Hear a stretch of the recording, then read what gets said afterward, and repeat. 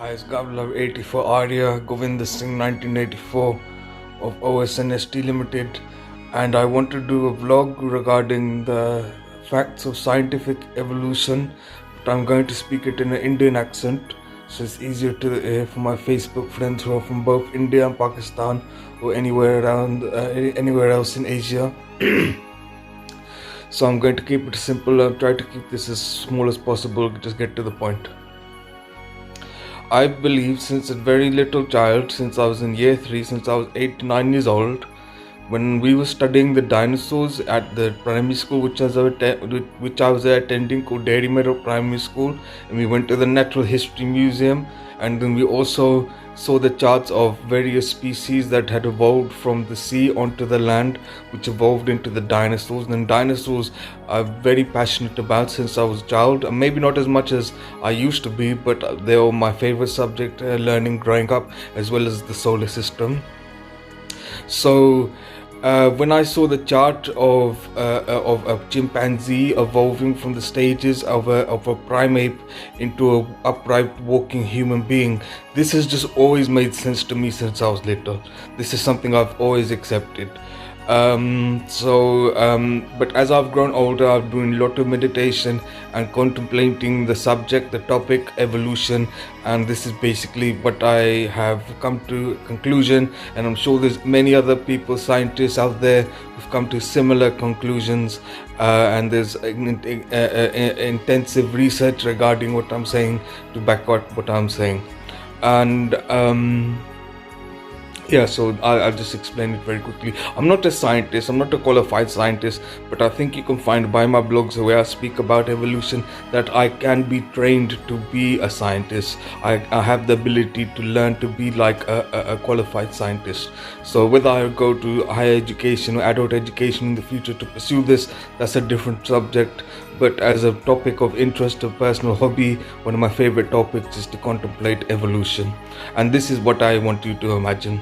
If you were to imagine a jagged piece of rock of molten lava, it could be a frenzy orbit, it could be an orbit around the star, the sun that we orbit, it could be a settled orbit, or it could be erratic, chaotic, absolute chaos, like the Greeks say the chaos theory, absolutely chaos, and just orbiting rapidly in various directions. On this intense heat, this liquid fire, molten lava, intense organisms cannot survive in this open naked flame of this burning intense heat. So where do the organisms come from? So when I learned that on the asteroids they have various rocks and metals, but they also have silicate and ice and frozen water, it just made more sense to me that the organisms of which we evolved from must be present in the ice of the asteroids. And not just in asteroids, comets as well. Comets that shoot from one end of the solar system to another end of the galaxy that leave trails of water. There must be some sort of organism present in the ice. Now the organisms that the Western scientists have named are the eukaryotes and the prokaryotes. The cyanobacteria, you have the eukaryotes that has a nucleus, and the prokaryotes that don't have a nucleus, and you have the cyanobacteria, an organism which generates oxygen. So there must have been some sort of fusion and mutation within the depths of the ocean. Well, when the lumps of asteroid, which could be possibly large lumps of ice that are coated in asteroid dust, astral dust, collide into the molten lava piece of jagged rock, it's very possible that as the ice sticks to the molten jagged piece of rock and cooling down the rock, and the ice melts, and it could have been bombarded into the asteroids. The asteroids could have bombarded into the jagged piece of rock as it was orbiting, or during an erratic orbit, the jagged piece of rock could have been smashing into like ginormous asteroids that were just floating and present around the sun, and collecting them as it was going in a various different direction orbit. So as the asteroids melt, it's forming oceans, and very depths of the oceans of this jagged piece of rock is now cooling down. So this is causing a steam effect, and the gravity pull of the center of the magma of the molten lava is keeping the steam to orbit and form some sort of atmosphere around the jagged piece of rock, which is now having a spherical round sort of appearance. So my samadhi, when I was meditating Om Namah Shivaya and contemplating universe, Um, it is the mutations and the organisms within the depths of the oceans are mutating. So there's very much likely, very certain, that there were species within the depths of the ocean before the land became habitable. So there must have been like acid rain and poisonous gases and poisonous waters, but some organisms survived in these harsh conditions. But as oxygen developed, the cyanobacteria, as plantations and trees were growing on the surface of the now cooled down fertile soil of the planet, oxygenation takes place. So an oxygenating atmosphere is also forming. So this is having an impact on the types of species that can evolve and adapt on the land. I'm not saying that every species evolved from migrating from the ocean onto the beaches, onto the shoreline, onto the land. It could have been evaporated from the oceans and the tiny organisms taken to the sky and rained down on the land and formed some sort of insect. This is so many possibilities of how all these various insects, reptiles, birds and mammals came to be. So that is what I believe, as the various dinosaurs evolved from the sea, the species that can live on the land and water, the frogs and the jellyfish from the depths of the seas. I'm very pondering. Don't really know, where did the primate come from? You know, you can have similarities between dinosaurs and the dinosaur equivalent in the ocean, but what is the equivalent to a primate? What is the equivalent to a rhesus monkey, a langur monkey, equivalent to a orangutan, a macaque monkey, a chimpanzee, a gorilla, a baboon, a gibbon, and what else? Spider monkeys. What is the equivalent to that in the ocean? And I really don't know. So I started, when I learned that there are some whales in the ocean that have similar membrane cells in their brain that is similar to that to the human beings, I thought there could have been a chance mutation from some sort of whale species. And then when I started thinking of the killer whales and the dolphins, of how intelligent they are, it's a possibility that the primate evolved from a very ancient ancestor, such as some sort of dolphin species or whale species in the depths of the ocean. And I'm not talking about a giant blue whale. It could be the size of a sea lion or a walrus or a small dolphin whale that evolved and adapted to the land as time went by, as centuries and millenniums and millions of years went by. So I believe, as certain species, whether the dinosaurs, reptiles, mammals, insects, when the mammals, whether they evolved into the bears, into various mammal species, the chimpanzees, the gorillas, and the rhesus monkeys and the langur monkeys and the South Indian monkey species, they evolved from various different species from the depths of the ocean. What those species was, I don't know. I'm assuming or speculating it could be some sort of dolphin or whale, but I don't know.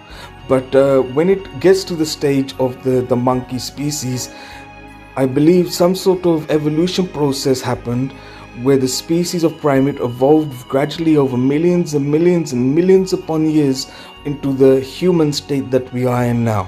And when we get into the human state, we develop languages, sound pronunciations associated with emotions, and writing systems are developed where you start associating sounds and emotions with certain symbols, hieroglyphs, pictoglyphs, or writing systems developed. So then communication is developing. So I believe that before writing systems developed, that the human species, the evolved primate species, must have had some sort of realization of God consciousness, a self-realization where they realized the higher consciousness, a supreme consciousness that may have kick-started their evolutionary thinking. I'm not sure, I'm just speculating.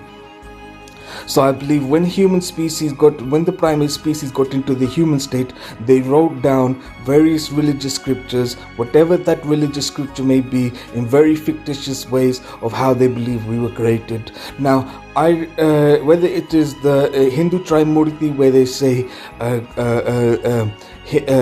Vishnu was the sustainer of the universe, Brahma manifested from Vishnu's navel and created the world that we are living in, and Shiva destroyed the universe to bring us a new beginning in a new universe. These are the various fictitious ways in the ancient times how spiritual masters realized how we were created in those times. And evolution proves that it was written down by an evolved human mind that evolved from a primate, that got to the state of human being and wrote down this theory due to the realization of that is how they realized we were created to be. And whether it is the Panko theory in China, where Panko holds the sky and the ground, and the yin-yang theory of China, whether it could be the theory where it says in China that God made the people out of clay, and the clay, when it rained, it melted, it deformed the clay, and those who had deformities, and those who were rich, and those who were disabilities, that is clearly a fictitious theory of how the human race came to be. But there's many different theories. And then you have the Abrahamic theory, whether Judaism, Christianity, or Islam, where they claim they came from 7 days, except the 7-day theory, the Adam and Eve theory. But we clearly know that's not true. But what I'm not denying is this evolved masters realized a higher consciousness, and this consciousness has been described as God or goddess, depending on what culture you are from, and it is claimed to be omnipotent, omnipresent, omniscient, and all-knowing, all-pervading, all-powerful. I believe what they realized in that sense is the truth, but I don't take literally or how they realized that energy created them to be true. I believe that to be fictitious, and that is it. So I just don't take literally what any religious scripture says. So I'm not going to kill anybody in the name of any religious scripture. So whether we call God Bhagwan, Har in Asia, Ram, Khuda in Persia, Uda Mazda, or whether it's an Abrahamic name where they call God Jah, Yahweh, Jehovah, whether it is Arabic name, Allah, whether we call God in the Veda culture from the Mayans and the ancient Aztecs and the Incas and the Mayan community in the indigenous Americas, the Hopi tribe in Native America, they call God Conchachilla. God is known as God in Old English. There's many names for the divine energy that spiritual realized in ancient times of where we came from. Now in science, they accept that there's an energy that cannot be created, that cannot be destroyed. In religion, it says God has no beginning and no end. So what we consider, what has been discovered by scientists is energy. Religious people, spiritual, believe that the energy is the almighty divine divinity. So atheists have every right to be atheists, because when you talk to a lot of atheists, why are you atheists? They say, because how could such God be so cruel? All the suffering in the world, all the disease, all the wars, how could God allow this to happen? And it's true. That's a respectable school of thought to reject God for those reasons. I'm not denying that this very horrible things that have taken place on this planet. But atheists believe that there's no need to worship the energy or rejoice in the energy or praise the energy, where spiritual people believe that we must sing the praises of the energy, rejoice in the energy, and seek strength and support from the energy. So whatever your personal choice is, that is up to you, whether you want to worship, whether you don't want to worship. We just have to come together and agree as like-minded civilizations. What do we agree on? What do we agree that is right and wrong? And I'm very happy and satisfied with the European Convention of Human Rights. The European Convention of Human Rights, as far as I'm concerned, cover everything that many civilizations, no matter where you're from in the planet, can agree on. This basic and fundamental civilized way to live in a multicultural, multi-faith, and a scientific society. So that is basically what I believe. And I just wanted to share it in an Indian accent, because some people don't understand when I speak in a formal English accent, but when they hear it in an Indian accent, they understand it more, and there's less need for translation to people who maybe need a translation of what I'm trying to say. And that is basically it. So whether we refer to the energy as a god or goddess, feminine names, masculine names, or gender neutral names, or whether nameless name is beyond description, beyond all human comprehension, just live together and love each other. Be kind to people. Don't be a bully, and just be nice to people. It's not very hard to, not difficult to be nice to people. So that is basically what I wanted to say. So there's my belief system. I believe in scientific evolution, and I'll put that rational thought, a spiritual rationalist. You have some rationalists who don't believe in spirituality, but I gain from mantra from all over the world. And one of the mantras I'm going to end with is called something I put together, and it's called Om Namah Vikas. Now Om is the cosmic vibration that is present in every particle, every neutron, every atom that exists and doesn't exist. Namah means salutations, homage, and Vikas is Hindi meaning progress, evolution. So I'm paying homage to the evolutionary progress when I say Om Namah Vikas. And it's not bound to any particular religion, it's just paying homage and salutations through the cosmic vibration to the evolutionary process. And that's how I'm going to end my blog. And here it goes.